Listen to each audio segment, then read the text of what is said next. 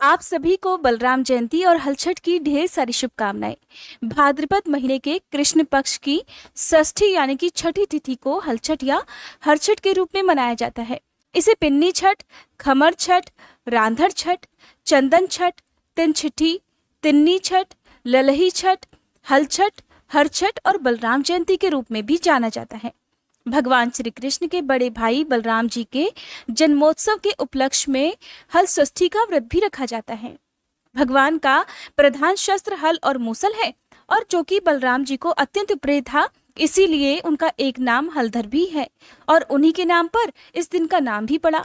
किसान लोग भी इस दिन को एक पर्व के रूप में मनाते हैं और इस दिन बैलों से काम नहीं लिया जाता है। इस दिन हल और बैल की पूजा की जाती है। से तो हर व्रत में गाय के गोबर से या गाय के दूध से बनी चीजों को पवित्र माना जाता है, लेकिन हलछठ एक ऐसा पर्व है जिस दिन गाय का दूध या दूध से बनी किसी भी सामग्री का, यहाँ तक कि गाय के गोबर का भी निषेध होता है।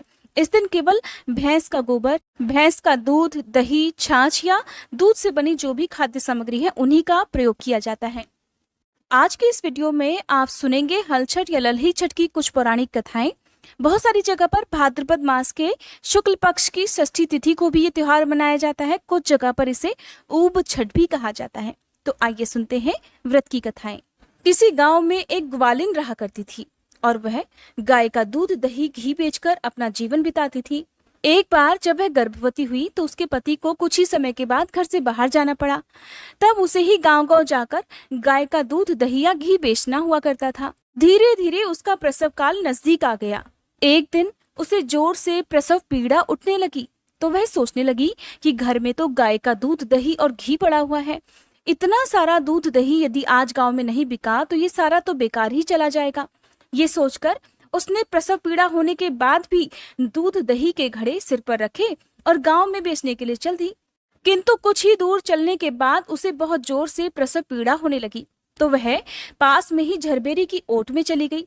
कुछ ही देर के बाद उसने वहां झरबेरी की ओट में ही एक स्वस्थ बच्चे को जन्म दिया।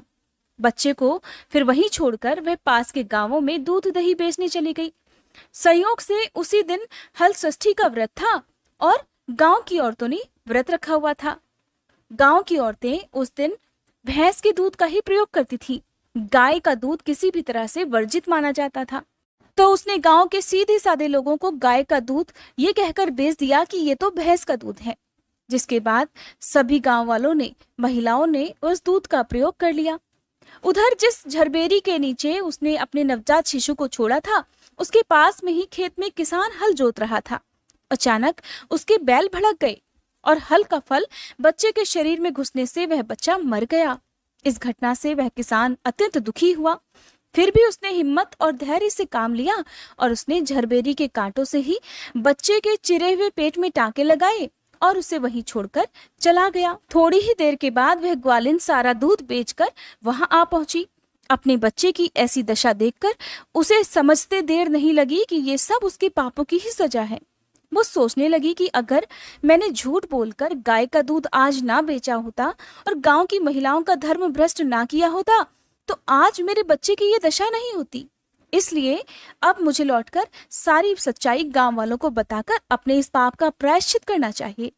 ऐसा निश्चय कर वह उस गांव में वापस पहुंची जहां उसने गाय का दूध धोखे से बेचा था। तब वह गांव में गली गली घूमकर अपनी करतूत और उसके फलस्वरूप मिले दंड का बखान सभी से करने लगी और विलाप करने लगी।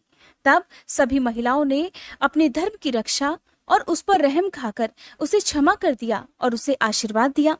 तब बहुत सारी स्त्रियों का आशीर्वाद लेकर जब वह ग्वालिन फिर से झरबेरी के नीचे पहुंची तो ये देखकर हैरान रह गई कि वहां तो उसका पुत्र जीवित और एकदम स्वस्थ अवस्था में पड़ा हुआ है। तब उसने स्वार्थ के लिए झूठ बोलने को ब्रह्म हत्या के समान समझा। छठी माई से अपने पाप के लिए क्षमा याचना की और फिर कभी जीवन में इस तरह का झूठ ना बोलने का संकल्प लिया। एक बार द्वापर युग में धर्मराज युधिष्ठिर और भगवान श्री कृष्ण एक ही स्थान पर विराजमान थे। तब धर्मराज युधिष्ठिर बोले कि हे प्रभु, इस जगत में पुत्र प्राप्ति की मनोकामना पूर्ण करने वाला कौन सा व्रत उत्तम है? तब भगवान श्री कृष्ण बोले कि हे राजन, हल षष्ठी के समान उत्तम कोई दूसरा व्रत नहीं है। युधिष्ठिर ने फिर से पूछा, हे प्रभु, ये व्रत कब और किस प्रकार प्रकट हुआ? तब श्री कृष्ण ने कहा, हे राजन, मथुरापुरी में एक राजा कंस था। सुर नर मुनि सब उसके अधीन थे। राजा कंस की बहन का नाम देवकी था। वह विवाह योग्य हुई तब कंस ने उसका विवाह वासुदेव जी के साथ कर दिया। जब वह विदा होकर ससुराल जा रही थी तभी एक आकाशवाणी हुई कि हे कंस, जिस देवकी को तू प्रेम से विदा कर रहा है उसी के गर्भ से उत्पन्न 8वें बालक के हाथों तेरी मृत्यु होगी। ये आकाशवाणी सुनकर कंस ने क्रोध में भरकर देवकी और वासुदेव को बंदी बना लिया और कैद खाने में डाल दिया। समय बीतने के बाद देवकी के पुत्र पैदा हुए। कंस एक एक करके सभी को मारता जाता। इस प्रकार जब देवकी के 6 पुत्र मारे गए तो एक दिन देवलोक से महामुनि नारद देवकी से मिलने कारागार में जा पहुंचे और उसे दुखी देखकर कारण पूछा। देवकी ने रोते हुए सारा हाल बता दिया।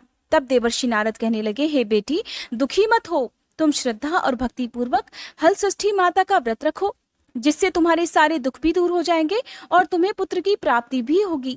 तब देवकी ने षष्ठी माता के व्रत की महिमा पूछी।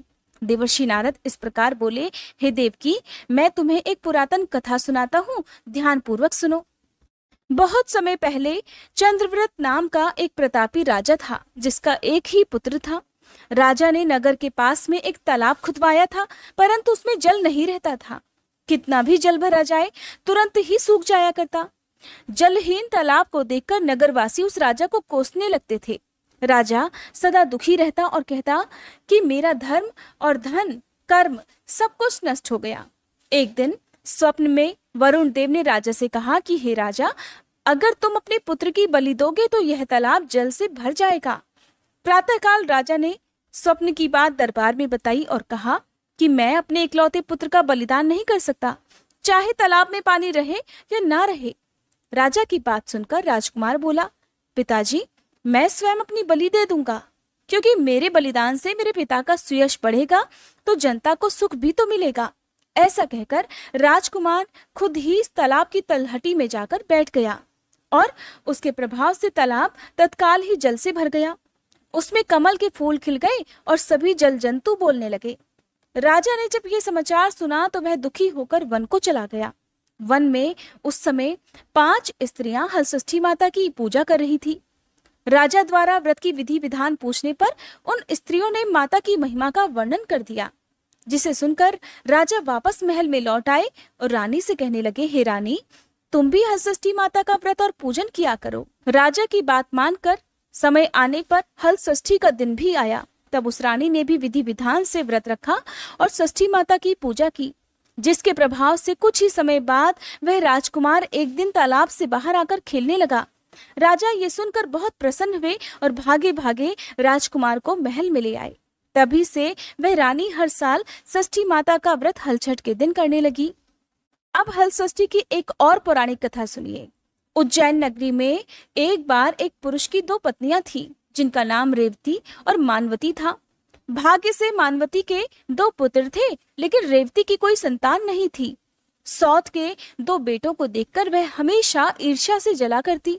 एक दिन ईर्ष्या के वशीभूत होकर वह मानवती से कहने लगी, हे बहन, तुम्हारे पिता बहुत बीमार हैं और उन्होंने तुम्हें देखने के लिए बुलवाया है। अभी एक राहगीर ये संदेश देकर गया है। ये सुनकर मानवती अपने दोनों पुत्रों को रेवती को सौंपकर पति की आज्ञा लेकर अपने पिता के घर चली गई। इधर रेवती ने सौत के दोनों लड़कों को मारकर गांव के बाहर जंगल में फिकवा दिया। उधर मानवती पिता को सकुशल देखकर चकित हुई और किसी अनहोनी की आशंका से घर वापस लौटने लगी। तब मानवती की माता बोली कि हे बेटी, आज हलषष्ठी माता का व्रत है, तुम आज मत जाओ। माँ की बात सुनकर मानवती ने व्रत रखा और शाम को हलषष्ठी माता का पूजन किया। हाथ जोड़कर सच्चे मन से षष्ठी माता से प्रार्थना की, हे छठी मैया, मेरे बच्चों को संकट से बचाए रखना और उन्हें लंबी उम्र प्रदान करना। दूसरे दिन ही वह माता पिता को प्रणाम करके अपने घर को चल दी। गांव के बाहर अपने दोनों बच्चों को खेलता देखकर वे सोचने लगी कि मेरे बच्चों को यहाँ कौन लाया होगा। बच्चों से पूछा तो बच्चों ने कहा कि माँ, हमें तो सौतेली माँ ने मारकर यहाँ फेंक दिया था। शाम को देवी माता आकर हमें जीवन दान देकर गई है। इसे हलषष्ठी माता की कृपा मानकर मानवती छठी माता का गुणगान करती हुई अपने घर को आ गई। गांव की सभी स्त्रियां सुनकर आश्चर्य करने लगी। उधर जब रेवती ने ये बात सुनी तो उसे अपनी गलती का भारी पश्चाताप हुआ और वह भी उसी दिन से हलषष्ठी माता का पूजन और व्रत करने लगी। इस व्रत के पुण्य प्रताप से जल्दी ही रेवती भी गर्भवती हुई और कुछ ही महीने के बाद उसने भी सुंदर और स्वस्थ पुत्र को जन्म दिया। ये थी हलषष्ठी व्रत की कुछ पौराणिक कथाएं। अब इस व्रत का विधान भी जानिए। हर साल भाद्रपद मास के कृष्ण पक्ष की षष्ठी तिथि को यह व्रत रखा जाता है। व्रत रखने वाली स्त्रियां उस दिन महुआ की दातुन करती हैं। ज्यादातर पुत्रों वाली महिलाएं ही इस व्रत को करती हैं। हर छठ के उपवास में हल द्वारा जोता या बोया हुआ कोई भी अन्न या कोई भी फल नहीं खाया जाता। इस दिन गाय का दूध या दही भी मना होता है। सिर्फ भैंस के दूध, दही या फिर घी को ही स्त्रियां इस दिन प्रयोग करती हैं। शाम के समय पूजा के लिए मालिन हरछट बनाकर लाती हैं। फिर उसमें झरबेरी, कांस और पलाश तीनों की एक एक डालियां बांधी जाती हैं। जमीन लीप कर और चौक पूर कर सभी महिलाएं हलछट वाले गुलदस्ते को जमीन में गाड़ देती हैं। कच्चे सूत का जनेऊ पहनाकर तब उसे चंदन, अक्षत, धूप, दीप, नैवेद्य आदि से पूजा करती हैं। छठी माता को श्रृंगार की सामग्री भी अर्पित की जाती है। पूजा के अंत में भैंस के दूध से बना मक्खन का भोग मां को लगाया जाता है। फिर कथा पढ़ी या सुनी जाती है और उसके बाद ही व्रत खोला जाता है। इस दिन महुआ के फल खाकर ही व्रत खोला जाता है। कुछ जगह पर महिलाएं इस व्रत को निर्जल भी रखती हैं और अगले दिन सूर्योदय के बाद ही इस व्रत को खोलती हैं।